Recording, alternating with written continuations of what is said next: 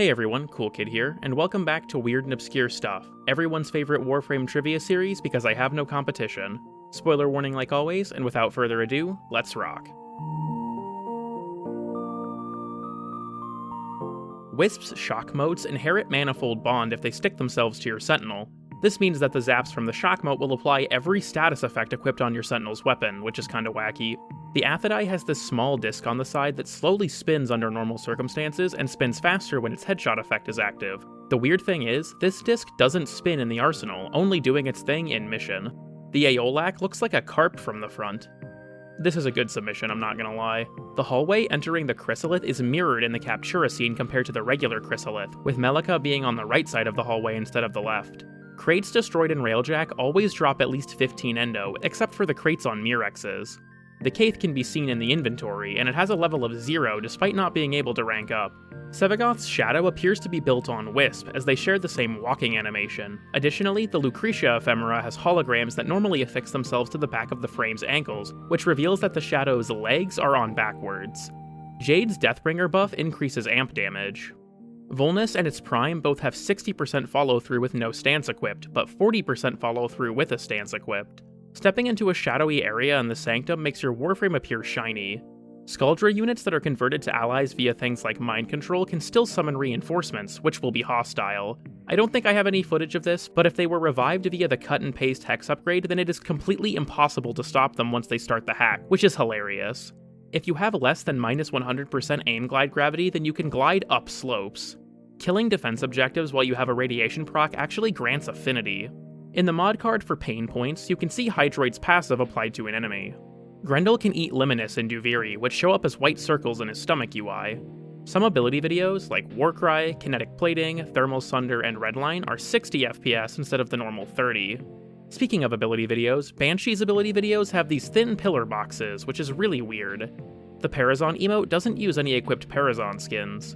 The Imperator that you receive in the Ileweaver boss fight doesn't have the normal aim glide penalty that other grounded art guns have. There's a statue on top of the Scholar's Landing Tower with text saying "Bend the Knee" in Holvanian. Transferring to your operator allows you to interact with this prompt, which spawns either a crate or a scuttler. Several dead bodies can be found throughout Scholar's Landing, those being Lloyd, Velimir, and Minerva, alongside brief lore snippets when interacted with. I'll go ahead and show the locations for them all now.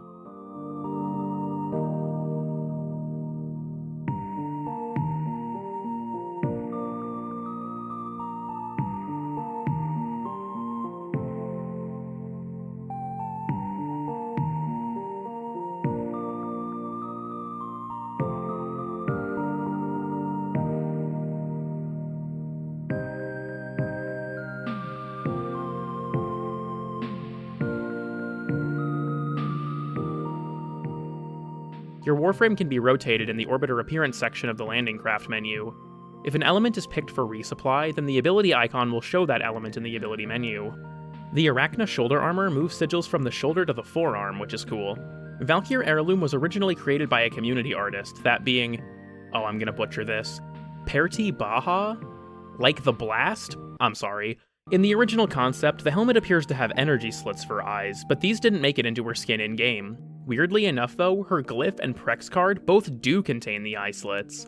Failing a Duviri chest hack several times will eventually spawn a group of enemies that you have to fight. If you look very closely, you can see that Nora is actually looking at the player. Araxia can wall latch onto the Void Sabotage portal and not get pushed away. This is another one of those entries where the person who submitted it said it better than I ever could, so I'm going to read Zethos' post verbatim.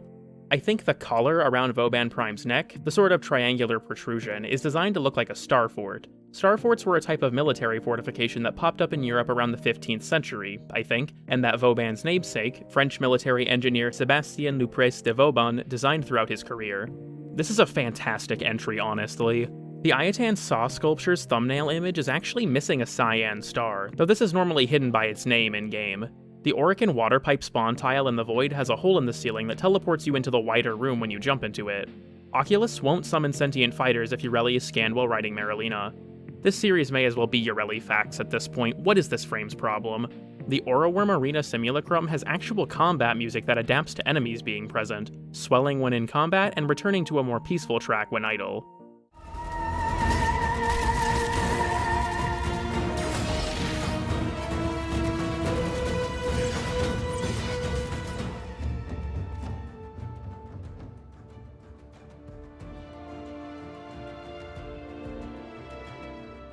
Leech Eximus units turned ally can heal defense objectives, and this healing seems to go beyond the normal 100 HP per second cap that defense targets have. Krubies and Ioweaver are afraid of the Murmur and won't move if they see them. Scuttlers can move on the ceiling in the Holvanian Underground, presumably because the nav mesh for the miasmites is also usable by the Scuttlers.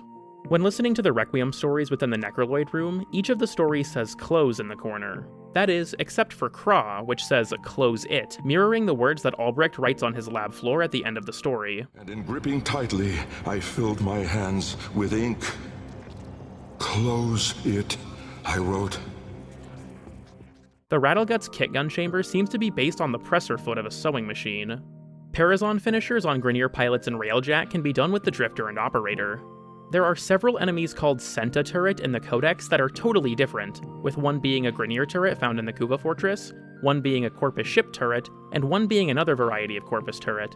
The hurling fragment that protects eyes on a Fervo can be ragdolled. Strangely, they drop their eyes where they die, not where they spawned. Grendel can swallow limitless grenades, which can be observed when killing an Anatomizer. Hovering over an ally's glyph shows its description. Damage reflected by Chroma's Elemental Ice Ward can proc a bunch of weird stuff, namely Secondary Fortifier. You don't even need to be holding the weapon with the item in question for this to work. The Light Source Lighting Kaya is a fairly obvious floating projection in front of her. Valkyr's melee damage passive applies to arc melees in Arcwing. Honestly, lots of passives apply in Arcwing, that could be a video by itself. Sliding over a harvestable plant with the interact button held will pick it up instantly. Energy orbs can be worth varying amounts, being 25 or 50. Interestingly enough, these orbs actually look slightly different depending on what amount of energy they store. Mesa can't be knocked down while in Peacemaker, but she can be staggered.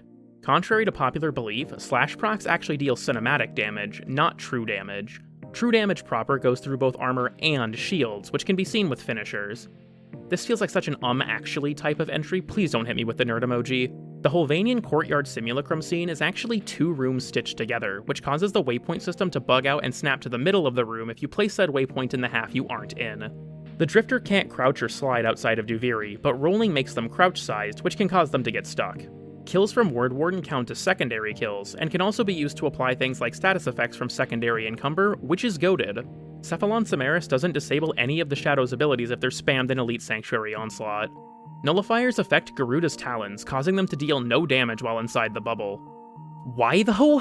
If you have the Incarnate form Kunai and enter Arcwing, then you'll get the target lead indicator from Railjack. It doesn't really seem to be that helpful though. Interacting with the Necroloid or Kaya in Operator form won't count your equipped Warframe for research points. The Sciatid's Altfire works through the Rift, as does the Okina Incarnate Spectral Daggers. Equipped Zaw Arcanes will change the look of the Zaw's links. When in the Sanctum, jumping on the Necroloid's head opens the loadout menu. You can manually enter a field of view option in the Captura camera to go below the normal limit. This one is more about upcoming content, but if you look at the stars in the Tau system, they appear to be a binary system of 2 blue stars. The thing is, the real-life Tau Ceti star is actually a yellow G-class star, and it isn't a binary system either. Jupiter has an alternate orbit skybox that seems to only appear on a few mission nodes. Fortunately, it appears consistently when launching the Saturn junction, but it can be seen on the Sabotage node too. This skybox looks gorgeous, but the colors don't seem quite right. Damage redirection effects from abilities like Link give Overguard a form of damage reduction, which isn't normally possible.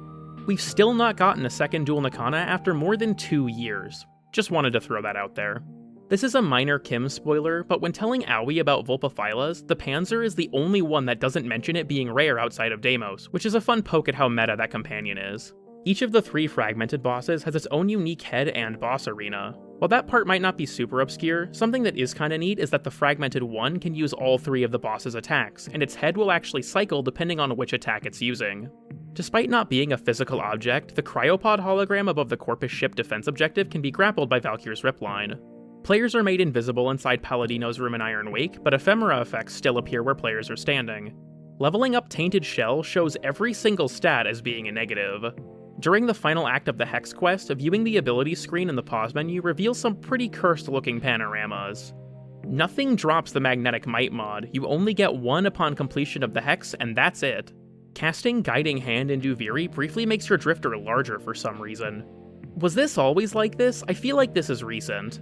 At the end of a Shrine Defense mission, players are hidden from the reward screen, but many visual effects from things like emotes are not. The nutrition cubes that are placed by default in the Dormazone dining room are smaller than you can make them via scaling. Mesa's passive 25% fire rate boost for single handguns applies to the Sirocco in the Cave phase of the Aura Worm boss fight, as does Arcane Velocity. Alright, that's all for today's episode. I don't care enough to do the like and sub thing in these videos anymore, so instead I'm gonna thank my YouTube members for wasting money on this channel. A huge thank you for watching, and I'll see you all next time in Volume 18.